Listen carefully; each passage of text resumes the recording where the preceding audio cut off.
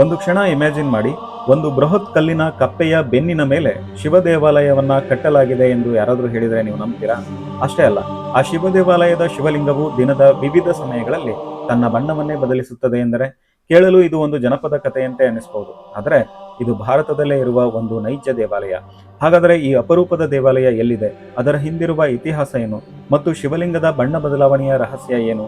ಬನ್ನಿ ಇಂದಿನ ವಿಡಿಯೋದಲ್ಲಿ ತಿಳಿದುಕೊಳ್ಳೋಣ. ನಮಸ್ಕಾರ ಸ್ನೇಹಿತರೆ, ತಮಗೆಲ್ಲ ಅನದರ್ ಫೇಸ್ಗೆ ಸ್ವಾಗತ. ನಾನು ಸಂತೋಷ್ ಚಂದ್ರಗುಪ್ತ.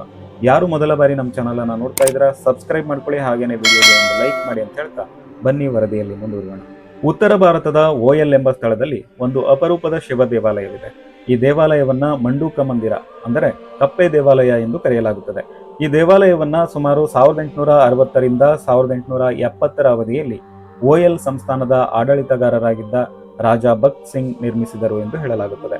ಭಾರತದಲ್ಲಿ ಸಾವಿರಾರು ಶಿವ ದೇವಾಲಯಗಳಿವೆ, ಆದರೆ ಈ ದೇವಾಲಯವನ್ನ ವಿಶೇಷವಾಗಿಸುವುದು ಅದರ ವಾಸ್ತುಶಿಲ್ಪ. ಏಕೆಂದರೆ ಈ ದೇವಾಲಯವನ್ನ ಒಂದು ಬೃಹತ್ ಕಲ್ಲಿನ ಕಪ್ಪೆಯ ಮೇಲೆಯೇ ನಿರ್ಮಿಸಲಾಗಿದೆ. ದೇವಾಲಯದ ಅಡಿಪಾಯವೇ ಒಂದು ದೊಡ್ಡ ಕಪ್ಪೆಯ ಆಕಾರದಲ್ಲಿದ್ದು ಅದೇ ಅದರ ಪ್ರಮುಖ ಆಕರ್ಷಣೆ. ಇಂತಹ ವಿನ್ಯಾಸವನ್ನ ಸಾಮಾನ್ಯವಾಗಿ ಎಲ್ಲಿಯೂ ಕಾಣಲು ಸಾಧ್ಯವಿಲ್ಲ. ಈ ದೇವಾಲಯದ ವಿನ್ಯಾಸವು ಮಂಡೂಕ ತಂತ್ರ ಎಂಬ ಪ್ರಾಚೀನ ತತ್ವದಿಂದ ಪ್ರೇರಿತವಾಗಿದೆ ಎಂದು ಹೇಳಲಾಗುತ್ತದೆ. ಈ ತತ್ವದಲ್ಲಿ ಕಪ್ಪೆ ಕೇವಲ ಒಂದು ಜೀವಿಯಲ್ಲ, ಅದು ಮಳೆ, ಫಲವತ್ತತೆ, ಸಮೃದ್ಧಿ ಮತ್ತು ಹೊಸ ಆರಂಭದ ಸಂಕೇತವಾಗಿದೆ. ಮಳೆ ಬಂದಾಗ ಕಪ್ಪೆಗಳು ಹೆಚ್ಚು ಕಾಣಿಸಿಕೊಳ್ಳುತ್ತವೆ ಅಲ್ಲವೇ? ಆದ್ದರಿಂದಲೇ ಪ್ರಕೃತಿಯ ಪುನರುತ್ಥಾನ ಮತ್ತು ಸಮೃದ್ಧಿಯೊಂದಿಗೆ ಕಪ್ಪೆಯನ್ನ ಹೋಲಿಸಿ ಹೇಳಲಾಗುತ್ತದೆ. ಈ ಕಾರಣದಿಂದಲೇ ಈ ದೇವಾಲಯದ ನಿರ್ಮಾಣದಲ್ಲಿ ಕಪ್ಪೆಯ ಆಕಾರಕ್ಕೆ ವಿಶೇಷ ಸ್ಥಾನ ನೀಡಲಾಗಿದೆ ಎಂದು ನಂಬಲಾಗಿದೆ. ಆದರೆ ಈ ದೇವಾಲಯದ ಅತ್ಯಂತ ಕುತೂಹಲಕಾರಿ ವಿಷಯ ಇನ್ನೊಂದಿದೆ.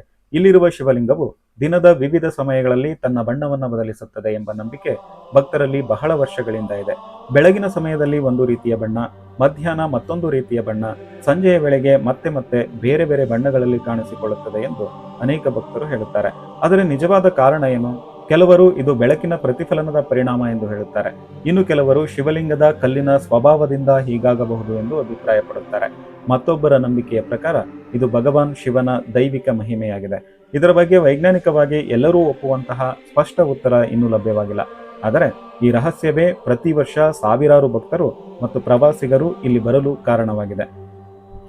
ಈ ದೇವಾಲಯವನ್ನು ನೋಡಿದಾಗ ಭಾರತದ ಪ್ರಾಚೀನ ವಾಸ್ತುಶಿಲ್ಪದ ವೈಶಿಷ್ಟ್ಯ ಮತ್ತೊಮ್ಮೆ ಅನಾವರಣಗೊಳ್ಳುತ್ತದೆ.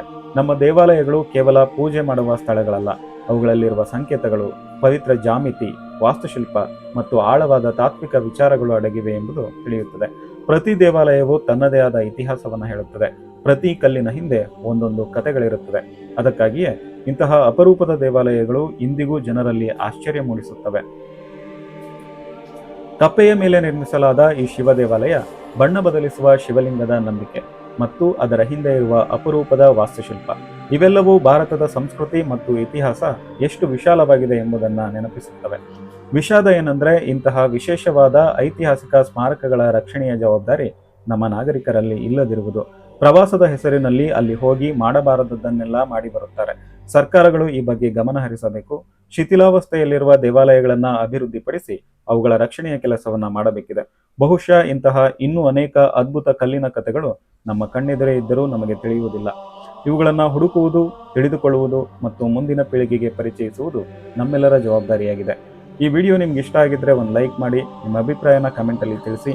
ಇಂತಹ ಅಪರೂಪದ ಇತಿಹಾಸ, ದೇವಾಲಯಗಳು ಮತ್ತು ವೈಜ್ಞಾನಿಕ ರಹಸ್ಯಗಳ ಬಗ್ಗೆ ಇನ್ನಷ್ಟು ವಿಡಿಯೋಗಳನ್ನು ನೋಡಲು ನಮ್ಮ ಚಾನಲನ್ನು ಸಬ್ಸ್ಕ್ರೈಬ್ ಮಾಡಿ ಅಂತ ಹೇಳ್ತಾ ನಾನು ಬರ್ತೇನೆ.